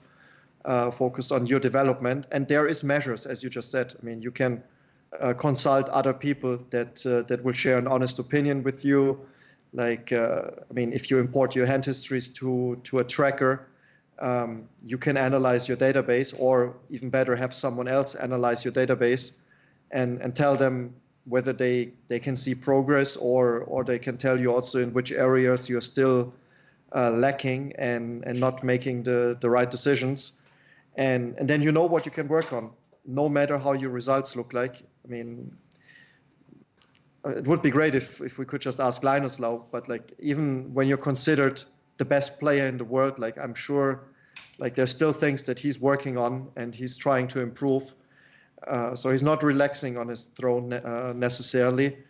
And that's probably also the reason why he's there. So those are the guys that have the right mindset and just work on their game, work on the process, stay in this process-orientated mindset, and then an up or down swing doesn't really affect you too much. And that's the way to go, in my opinion. Absolutely, and it comes back to also, it relates to any other... We have another guest on the podcast, secretly. So yeah, it relates to sports as well, being process-oriented, being... I don't know, Sasha, if you know that story about... I forgot the name of the book. Oh, anyway, I'll bring it up to you some other day. Okay, now you make me curious. Yeah, no, Even if you don't remember the name of the book, can you share some of the story? Okay, I can share a story. I mean, it's not an amazing story, but it's well, I think the book was called With Winning in Mind, right? It's about a mental coach, or basically some approaches for mental coaching and being process oriented, you know. And this guy worked with the golf pro, who was struggling in his career, and then, you know, started turning things around. And their whole focus was on the process, the whole time process. And there's this beautiful story that, you know, he's on the 18th hole, the last hole for those who, basically he's making a shot. If he makes it, he wins the trophy and a lot of money. And if he doesn't make it, well, then he doesn't win the trophy, but he still gets a lot of money. That's how golf works for you guys. Right? So anyway, he made the shot, and he only realized that he won the tournament when his wife came over on the pitch. Do you call it a pitch? How do you call it, Sasha? On the golf course, on the green. On the course. Probably on the green, like 18th green, yeah. Yeah, so his wife came on the green, and he was like, what the hell is happening? Did I win? Because he absolutely didn't even think about the results at that point, you know. And it's obviously a beautiful story, a metaphor. We don't know how much of it is true, but it is the correct way to approach things. You should focus on the things that you can control. You can control your own swing. You can control your own decisions at the poker table. What you can't control is what cards are going to come. What you can't control is what kind of bullshit cards is your opponent going to show up with in that situation. So stressing about it or obsessing about it, there's no benefit, really. You're just slowing down your progress. You're just making it harder for yourself to perform at a good level because you're preoccupied with all these things, the things that don't matter, really. You know, it doesn't matter that you lost a hand before or that you lost 10 hands in a row. Really has nothing to do with this current hand that you're in at the moment. Yeah. I can, since you're not knowing whether the story is true or not, I can share a story from a fellow golf coach who is Willi Hoffmann. He's a very famous golf coach. He's the coach of Bernhard Langer, who's been the most successful German golfer ever. Right. And he's been coaching him his whole life, basically. And I had a session with Willi Hoffmann, just sharing this anecdote of once teaching Bernhard Langer. So basically what they did is change one part of the swing of Bernhard Langer that day or in that session. And Willi Hoffmann told us that he started sweating a lot because Bernhard Langer didn't hit any ball basically anymore after that. So he implemented a change and he started just mishitting every single ball. And he just told him, he said, okay, at that point, he got excited and felt nervous because he didn't really know whether what he told him was working and maybe the player would be angry on him. And then Bernhard Langer turned around and the thing he said is, coach, please tell me whether the change in my swing is correct or not. So Bernhard Langer did not pay any attention to what the golf ball was doing at that moment. He just tried to implement this little hint that the golf coach gave him. And that's quite fascinating. So you see, even that was at a very young age of Bernhard Langer. That was before he was the first world #1 in golf ever. And he just, at that point, in one single training session, he just basically proved that he had the perfect mindset. I mean, he paid zero attention to the outcome of what he was doing, which is usually observing the ball flight in golf. He just focused on this one little thing that his coach wanted him to do, and he just waited for feedback on this specific thing. And the coach actually in this moment, maybe didn't give enough credit to his student and was just a little bit focused on whether he will be embarrassed or shouted at that moment. Right. But that shows how the grades of every discipline work. Right. Just focus on what you're working on right now and trust that this will yield the right results at the end of the day once you go into this performance mode where you compete at the highest level.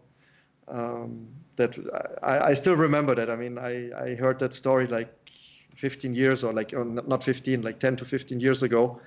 And was quite interesting, like seeing that there's really those people out there who can just completely manage to stay in the right mindset and focus on the right things. Because I can tell you from golf, when you like are on the range and you're hitting balls and you're working on your swing, like you're still like, or at least most people are still paying attention to what the ball is doing.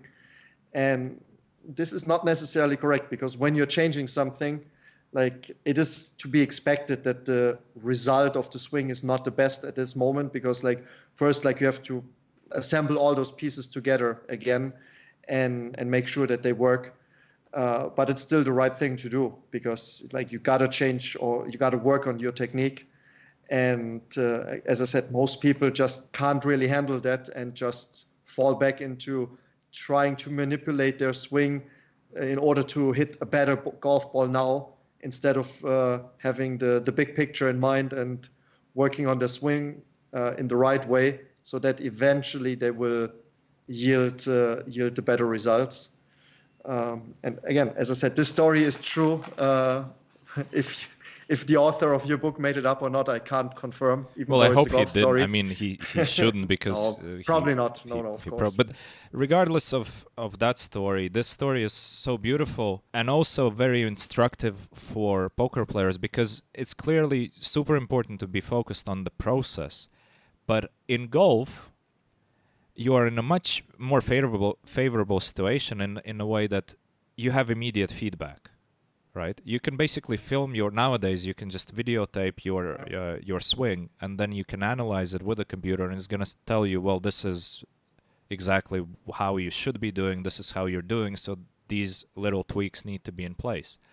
And plus there's obviously all the science of motion and etc. involved. In poker, it's really hard to get good and especially immediate feedback on your game, right, or on your study process. So for that, I think working with the coach or with a team of people is hugely important, because some days or sometimes we don't really know what we're doing wrong, because we can't even see it. We can't even put the finger on it, because there's nothing that happens that would indicate, oh, we're doing something wrong. And I don't mean about like some obvious things of, you get it in every time with like 30% equity on the flop. You're bound to realize, okay, doing something wrong here. This is not good, right? But I mean the little things, right, where you don't really know that something is not the way it should be, because nothing physically happens, or there's no tangible results that would indicate it to you.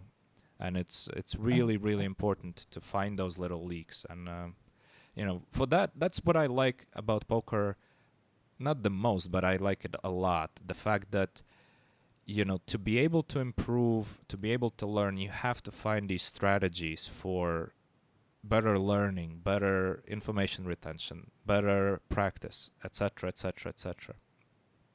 And that's something that I focus on as a coach on my students, helping them in this process to become a better learner, to become a better at analyzing the situation, better at retaining information, and especially accessing it when it's necessary, because just because you, let's say, read 10,000 books doesn't actually mean you remember them. Hey, I read that book, I didn't even remember the name until it came to me, right? So here you have it.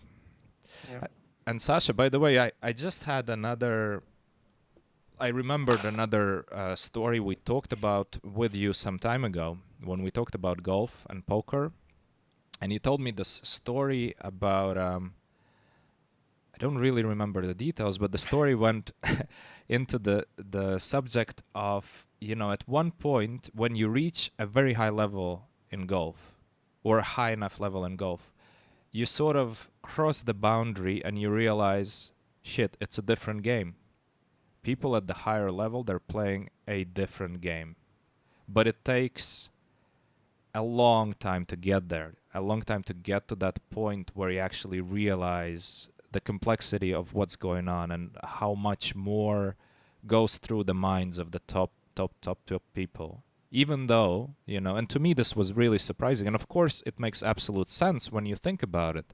But I would never have thought about it before because golf seems straightforward. There's a ball, there's a cue. I was about to say a cue, but no, a club. There's a ball and a club, and potentially there's a flag somewhere on the green and a little hole, and it's kind of, easy. But yeah. Typical amateur's perspective, or in poker terms, fish perspective. Right. So I remember telling you about that story, and I was referring to myself. I mean, I at one point realized how far I'm away from what quote unquote real golf is, of how the professional or the very best professionals players play it.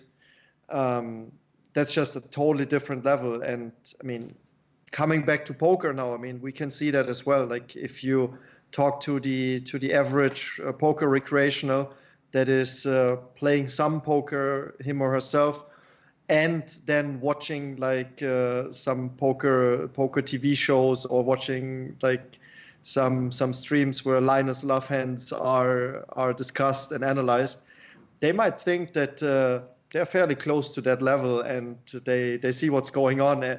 In your words, yeah, there's a cue or a stick or whatever you call it, and the ball, and that's it. I mean, just put it from one place to another, super easy. Same in poker. I mean, I would say, okay, us as professional players, we know what separates the best players from the not that good players. But from the perspective of the recreationals, and you see that very often. I mean, they just very often blame losing on variance, and they just think that the other players are luckier than themselves. And we know that the better players just pay more attention to the little details and have just figured out the game in a way more complex way, and way more sophisticated analysis and preparation and everything that goes into being a professional player than what an amateur can ever dream of. And that's what you see in golf or in other sports as well. I mean, I think football is probably the best example for that, because I mean, just imagine how many guys are watching football and they just assume they could easily do the job of a coach. I mean, I think that's a common theme when you go to a pub or watch with your friends. Everybody is complaining about the coach making decision A or B, or not playing this one guy rather than the other guy, and so on. So we all think we could do a great job, but from a coach perspective, or a poker coach perspective now, I mean, I think we can all agree that this is not the case, and there's so much hard work and knowledge and a mastermind behind what they are doing. I mean, that's just the simple perspective again of the average Joe, just saying, hey, yeah, I can do that as well as it is in poker. I mean, right. Everybody thinks they play great poker and they're close to the level of the best players, or maybe at that level, but that's not true.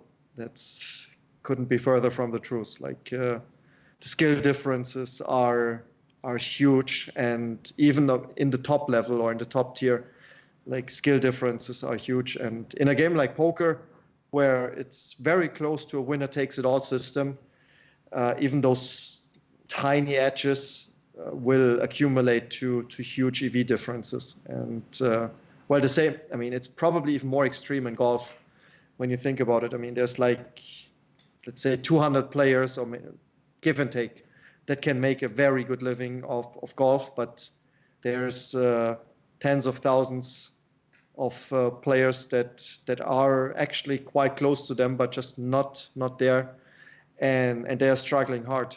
I mean, I can talk from the European golf scene now. I mean, if you're a European tour player, you have good hotel rooms or good villas that you stay in, you're well off, you have good sponsors and so on. But when you talk to guys that are just one level below that, they're sometimes sleeping in their cars as second tier golf professionals from first world countries. Wow. It's so tough. Like from back in the days, I know a couple of like the young, like now not so young anymore, so my age, German golfers that tried to come up or are professionals and playing professionals. The difference is from being a challenge tour player, which is the second tier of European golf, to European tour, which is the first league, is huge. You can't imagine. And like the skill difference is not that big. Or from let's see if Tobi is still there. Tobi asked like how big the skill differences or like the edges are. I mean, the edges are not that big when you think about it. I mean, over a four-day tournament, like the winner score is usually, let's say, plus minus 260 to 270 shots. Or like actually, I don't know, 270 plus X. My math was a bit off. Sorry about that. But nobody figured out because there's no golfers in the chat. No. But you will see that like at the end of the day, there's like 1 or 2 shots between first place and second or third place usually. Right. Like there is no real blowouts happening in golf in most of the tournaments. And then if you think about it, like the second tier players, they might be like, let's say on average, like 1 shot worse than the best players per round. So that's like 4, 5, 6 shots maybe per tournament that you're just worse. And this is like what makes the difference between living in your own car when you travel to tournaments and not gaining financial freedom, to guys like Tiger Woods is an extreme, obviously, as a billionaire, but or maybe former billionaire. We don't know what happened after his divorce, but he was at least the first sports billionaire. And at least the others, I mean, they make millions per year, and that's just percentage-wise such a small advantage that they have. So that's fascinating, but that just means like you have to make sure that like all the tiny things that you can control are being taken care of, and well, you won't see like up and coming professional sportsmen just not pay at least good attention to their diet. I mean, of course, there's always those examples of very gifted guys that will still eat a lot of junk food and drink too much alcohol or whatnot, but that still means they're not reaching their own full potential. I mean, it's still a waste of their talent. And in today's environment, not all of them can really afford to do that. I mean, that might just mean that, they are the ones that are like sleeping in their car because of those tiny, quote unquote, tiny mistakes. Right. And it's crazy to think that they all work on the same things, and they all, let's put the analogy again, go to their basement and study the PLO. They all do the same thing. They all go to the range, they all study their swing, they all have video equipment to etc. But the result is not there. So, what sets them apart? And that's actually too big of a topic to start now because we're about to finish soon, so let's not jump into it, but it would be very interesting to actually talk about it. Perhaps we should do another one where we talk about... Save that for another day. Yeah, because I want to talk about like basically what is this little difference that sets the top of the top apart from the rest, right? It would be very interesting to explore it and to talk about it. And luckily, because I was very surprised by what you said, that, the second tier golfers, they can't afford a hotel kind of thing. At least in poker, I think we're in a much more favorable situation where the mid-stakes players can still actually have a pretty decent life. Okay, they're not gonna become rich by the standards of millionaire, etc., but at least you can make a decent living. Yes, but I think in poker, like the big problem that I see in this aspect is that like the definition of top tier is just different than it is in golf, because mid-stakes poker players are already world-class poker players, at least in my opinion. Oh, I mean, when somebody reaches mid stakes nowadays, I mean, like you're still in the top 0.00 whatever percent of poker players. But even there, like, and that's, and I completely agree with you. Even there, like the difference from like let's say lower mid stakes grinder to like a high stakes crusher is just X times more per year in EV that the high stakes crusher can make, and well, that's natural in a competitive environment, and in something that is very close to winner takes it all. Right. So that's tough. I mean, chapeau to all the poker professionals out there and golf professionals. So Right. Yeah, you guys are doing hard work, so keep doing it. Keep doing All it. right. So, well, what about Tobi? Is he still with us? Still alive? I am still here. Yeah, Alright. I'm here, still having problems with my microphone. Okay. I'm sorry, but it was also super, it was fun just listening to the conversation. I think it's super interesting. And, it's something I thought about a lot. Like in the winner takes it all scenario, either you reach the top or you don't try it at all, I think. Like it's the worst thing to work really hard and then don't get to the top. And I think that's what's happening to the golf pros you talked about. And I think that's something I think about a lot, because that's exactly what I want to avoid, just spending all day learning and playing, but not really getting to the top and, not earning like very much. So what is your motivation? Like, is that how you get the motivation out of working and showing up to work every day, and spending 10 plus X hours on poker or this let's say challenge? How do you motivate yourself to do that day in, day out? Yeah, I think that's part of it, because in the back of my mind I always have this feeling that if I don't work, somebody else is working on the games, and then at one point you can't keep up anymore, and that's really something I want to avoid. I always want to keep learning, keep improving, so that I don't fall back eventually.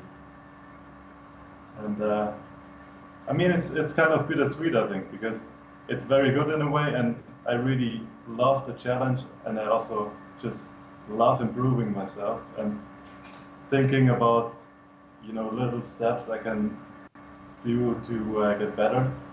But also there's always this feeling that I could do more, and that maybe I could do this better, or there's something else I could improve. Do you also have this feeling sometimes? I think every professional in any discipline has that. So I can 100% agree with you. I just think like the good and bad thing about poker is that, first of all, like it allows you to be like in an environment where, like, I mean, you don't need to be physically gifted in order to be at the highest level. So none of us needs to be like the best athlete out there. So I mean, of course, like we're still very gifted in other ways, obviously, but on the other side, like what you said, is also part of the danger that I see in poker, because it is just so mentally exhausting, and you just know that somewhere else on this planet, someone else is trying to outwork you and outsmart you, and well, like basically, like I know players that were cutting down on their sleep for periods of time in order to work harder on their game. I mean, I don't recommend that, obviously, because as I said, like in order to learn and to like whatever, like get like the system in your brain going, like all the neurons and everything have to form during your sleep. You have to have proper sleep and a good quality of sleep. But I can like I see the fear that you have, like, or I have that as well. Like, I mean, there's just so many people out there, and the thing is, we also see them when we're playing, and we know that they are working hard, and Also, like I would say the high stakes community is it's such a limited amount of people that you also hear from what other groups are doing and from what other people are doing, and you just know like people are working hard. I mean, like everyone else out there, they just see like the nice graphs and they see Linus at the throne, or they see like people winning a lot of money in high rollers and high stakes cash games and that stuff. But there's so many guys out there that are working their ass off. Sorry for the word, but yeah, not necessarily getting that type of success, and it's tough. I mean, I'm curious how this whole thing will develop over the years, because as I said, like I think we are sort of like the dinosaurs of poker now. There's like still a group of people in the poker community and environment that has been doing this for a decade plus X now. And it's tough. I mean, to stay ahead of the curve for such a long time, I have nothing but the highest respect for those people. It's so tough, as we all know. And well, I mean, I'm not gonna name anyone now, but I think we all know a person that I'm thinking of now that is well above 40 and still playing high stakes poker and playing almost every day.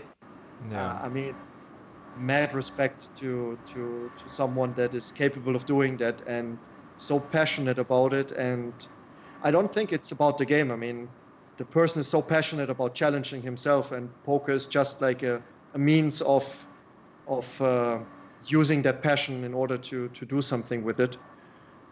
So we'll see. I mean, coming back to the challenge, as you said, Mr. Runchuks, there's so much we could talk about, but also that challenge. I mean, the Galfond challenge. Like I think there's a lot of people that are out there and are thinking about it, but they just say, okay, like there's so much time involvement and also mental capacity and dedication that will go into it.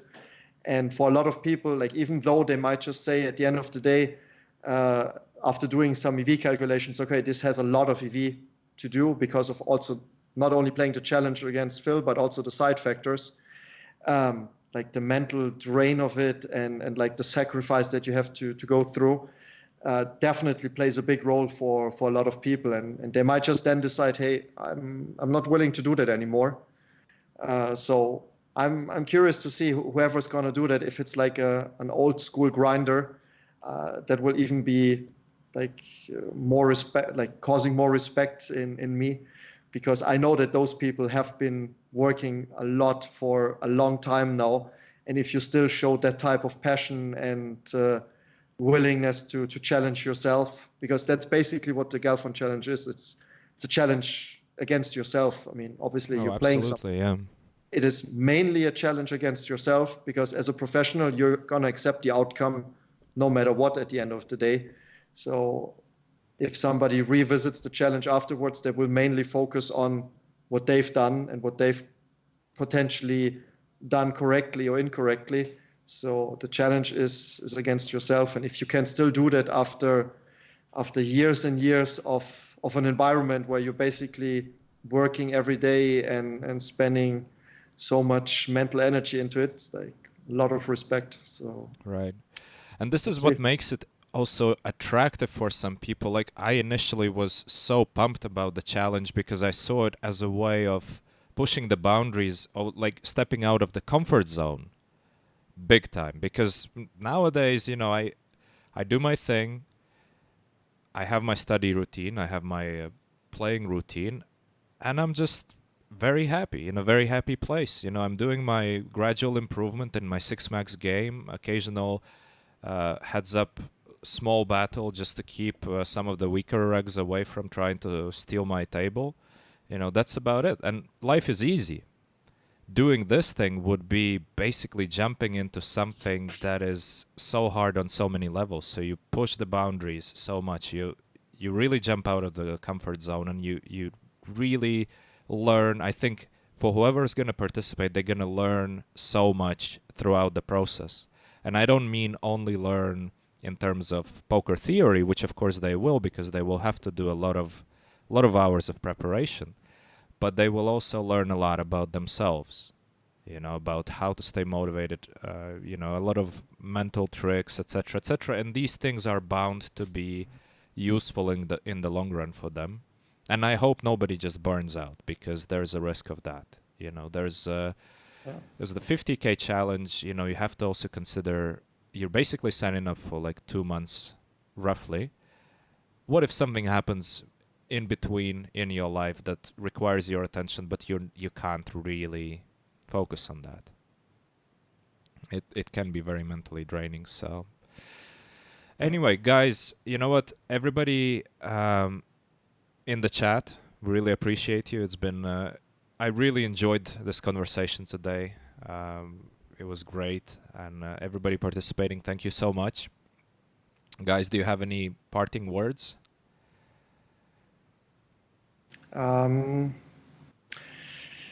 Put me on the spot now. Focus on the process. That's it. I just keep it simple. That's a beautiful way to end it. Yeah. I think I couldn't have said it any better. Yeah. That was beautiful. It was beautiful. Yeah. And you know, Sasha, what you're gonna have to do in a minute, right? The thing that we practiced. So guys, don't go away just yet. The best part of the podcast is still coming on. And I also just wanted to say that straight after us, there's gonna be Arthur on stream, as he is streaming every day 8 p.m. So in fact, we add a bit into his time. Sorry about that. But so stay tuned. And Sasha, are you ready to do the magic? Bye, Sasha. Bye. All right, take care, guys. Sometimes it's so cool to be silly. All right, guys. Thank you all so much. We'll see you next week.